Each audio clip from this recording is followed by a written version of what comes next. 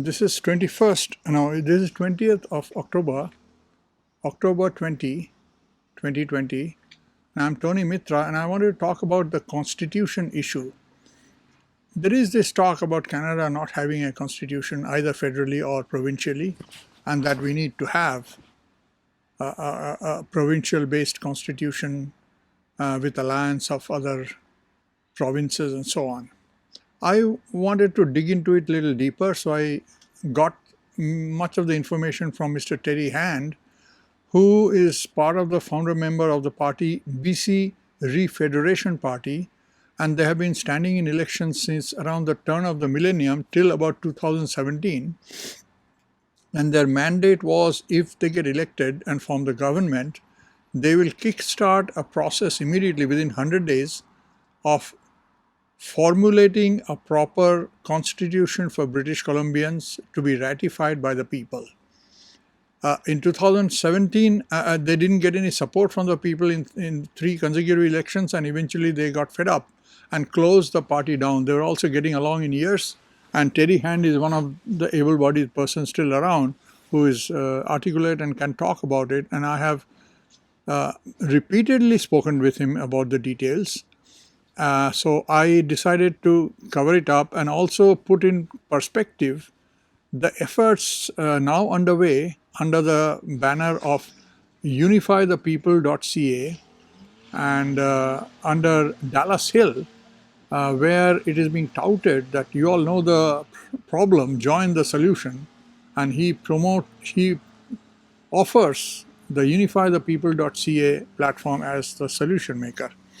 Basically writing a new constitution for each province. I checked up on that, how valid it is and whether it's serious or whether it's not so serious, whether it's likely to succeed or not, and whether their platform is stable and solid or not. And I found out that Dallas Hill was himself a candidate in the BC Refederation Party early on, and that he is considered some sort of a loose mouth. He talks a lot without knowing the details. He often pretends some of the stuff created by this party and other able-bodied people to be his own writings or own invention, which is misinformation. And then he wandered off when he didn't win the election. He wandered off on his own, and now he is resurfaced in a new incarnation of unifythepeople.ca. I have met him personally, and he is flamboyant, good-looking, has a boyish Hollywood kind of appearance, John Wayne type. But his platform, whether it holds water or it's further obfuscation of the issue, is something that I want to talk about. First of all, we are given to understand, myself included, ever since I came to Canada, that Canada did not have a proper constitution.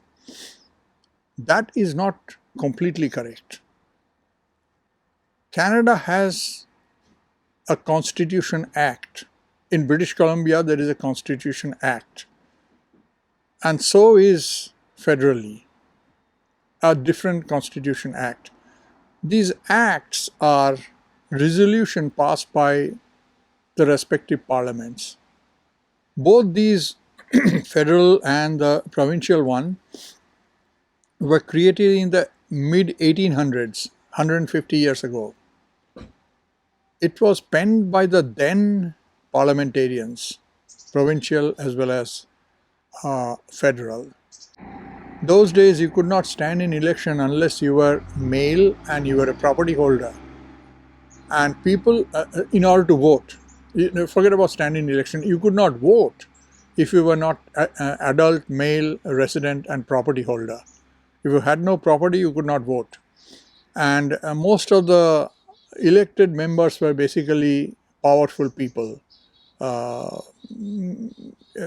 mining magnates and forestry magnates and so on.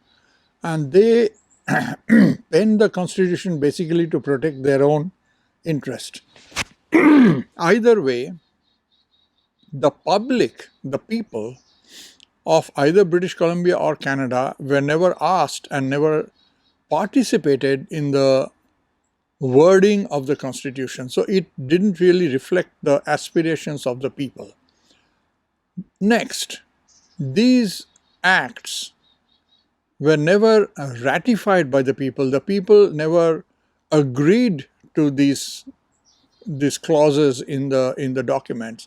In other words, the people of a province of British Columbia or of Canada have not agreed to the document. This document, a constitution, is supposed to be the blueprint by which the government works, and ratification by the people means that the people have agreed to be governed by a government that follows this document.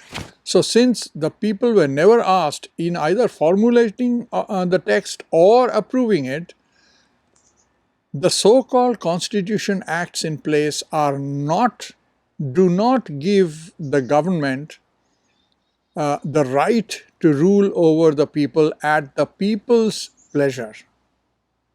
They can rule over the people by force, but not by agreement of the people. It is important to understand this. The Federal Constitution Act was not called the Constitution Act, it was called the British North America Act, and it was initially penned such that any amendments to that can only be done by the British Parliament and British members of Parliament and nobody in Canada.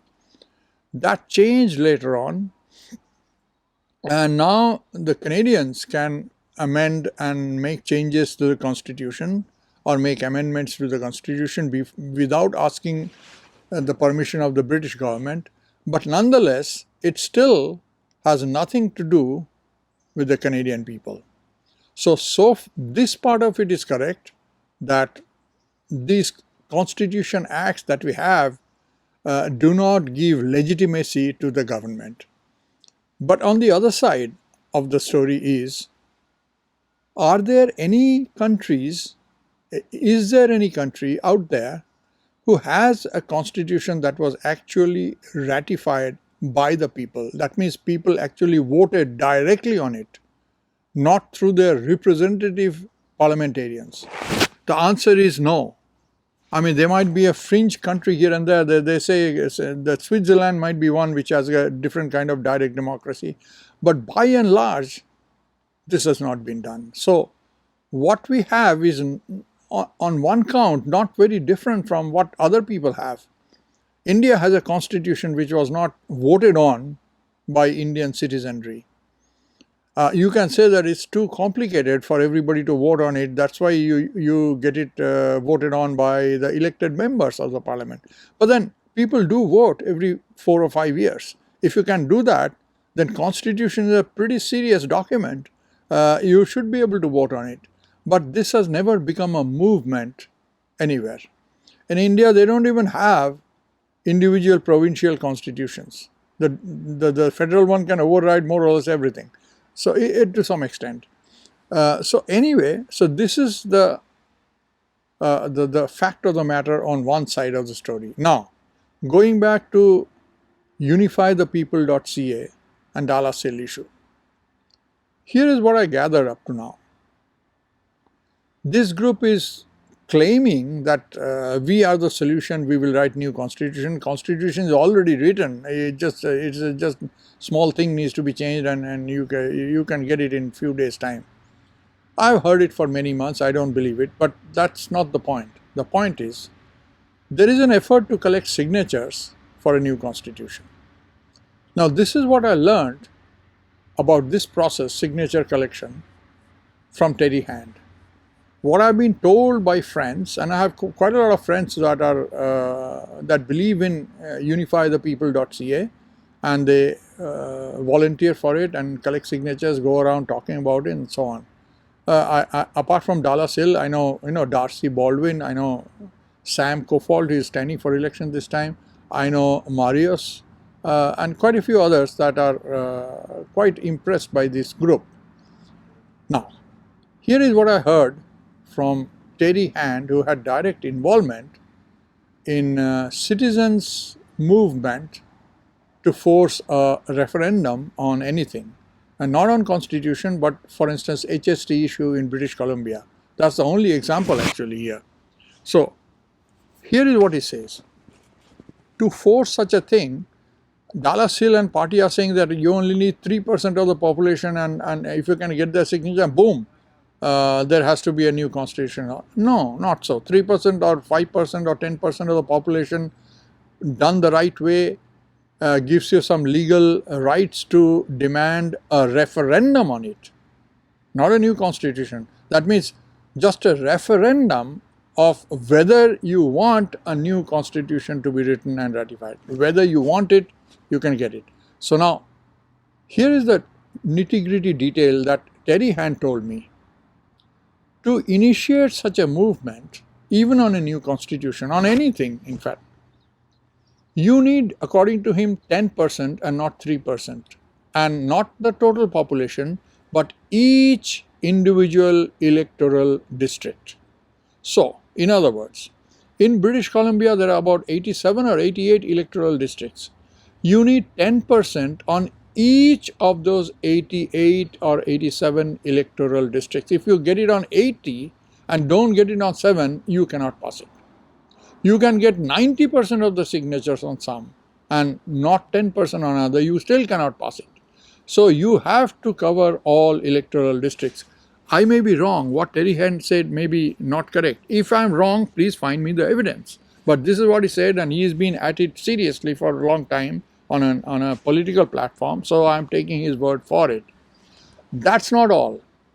You cannot collect the signature just roughshod on a piece of paper willy-nilly. You have to have the signatures collected on government printed special forms that the election BC has possession of, and they will give you if you ask for it. The forms will be designed for each electoral district separately, and you do not mix up, you do not take signature of somebody living in Vancouver with somebody living in Delta BC like myself on the same sheet. You have to have the signatures for each electoral district separately. And that's not all. You cannot collect the signatures yourself, you are not qualified. Election BC has qualified signature collectors who has a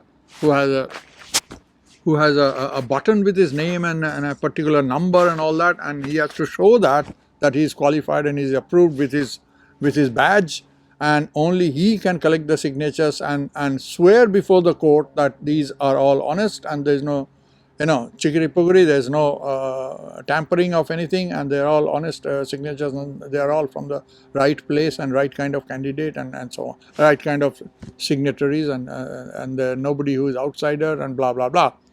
So once that is done, and I am told again that it needs to be 10% and not 3%, you can then demand a referendum across the province on this question of whether we should have initiate a new constitution or we should not.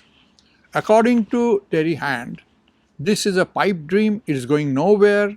The way they are going to do it is just to befuddle the people and keep them misguided for another X number of months or years with no realistic end in sight.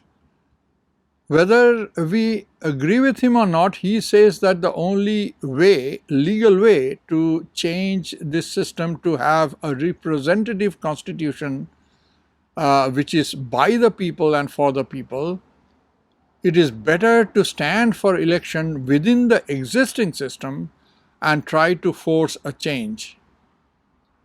But his own experience shows this is not happening because the propaganda and the television channels and all that are controlled by the people who are benefiting from the existing system. They have no wish to change the existing system because they benefit from it, although it's not beneficial to you and me maybe. So they are not going to popularize this method, and as long as televisions and so media becomes the main source of information for the people will continue to be misinformed and not go for any serious change in the constitution, and therefore the people who are asking for it will not get elected in enough numbers. So then what do? You revolt outside of the system, since inside the system is so corrupted and so made one-sided that you can't change it.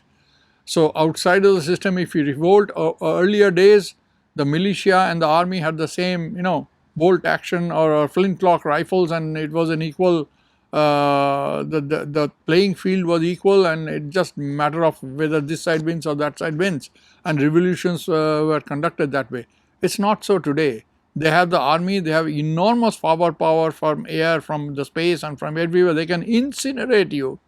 And ordinary people with a hammer in hand has almost no chance in hell to rise up in revolt. So, what do you do? I don't know what do I do, but I take Terry Hand's comments that unifythepeople.ca's efforts are going nowhere, and it's just essentially a waste of time, and it's also misinformation large scale to a lot of people. I hope that it's not all correct, that maybe unifythepeople.ca has some things correct. I make it official because nobody else wants to bell the cat, nobody else wants to say something unpleasant. They like to keep it quiet and let somebody else do it, or get misguided and join them. I say this because Dallas Hill tried to put a spoke in my individual grassroots efforts at the municipal level, and I take serious offense at that. I did not ask him to join me, he asked me to join him. So I questioned the integrity of the man, and then I started looking into this matter of unifythepeople.ca, and then I have received opinion that the people are impressed and more people are following them and all that. So I thought I owe a service to the people of Canada to come out with questions, even if I am wrong, for somebody on their side to show me the evidence that they are wrong. Show me the evidence that what they are doing now has definitive chance of bringing in a change. Darcy Baldwin says, we don't ask them, we tell them. As soon as we got enough signatures, we tell them, you are fired, we are forming government. Show me how. Making a constitution is not a joke. You can ask for a referendum on people. You can get small number of signatures so that, 3%, 5%, 10% of the signatures, so that 100% of the people have to vote on whether they want a new constitution or not. How do you propose?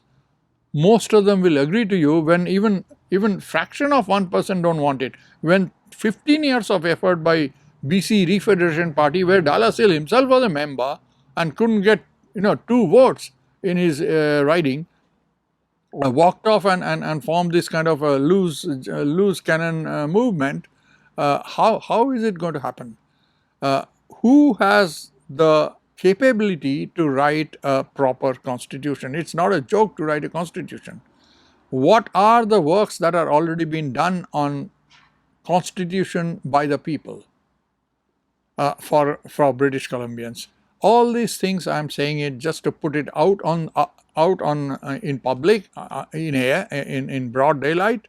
And if I am wrong, I shall be very happy somebody to correct me, and I stand corrected. I am not hardwired into thinking this or that. I just want facts, and if people say something that doesn't sound logical, I want to dig a little deeper, and I am not afraid to speak what I find, which is why I am digging deeper on COVID. I don't believe what they are saying, that it is so dangerous and that everybody must be vaccinated. We have to be staying under lock and key for 5 years and so on. I find it, common sense doesn't allow me to believe that, and therefore I question it. So anyway, this is my take on the Constitution of Canada, the fact about the Constitution Act of British Columbia and the federal one, and that people have not ratified it, people have not represented it, doesn't represent the normal people, and the alternatives out there are equally confusing and dishonest in my mind, because they are not telling you the complete truth. This is Tony Mitra talking from my front door in Delta, BC on the 20th of October 2020. Thank you.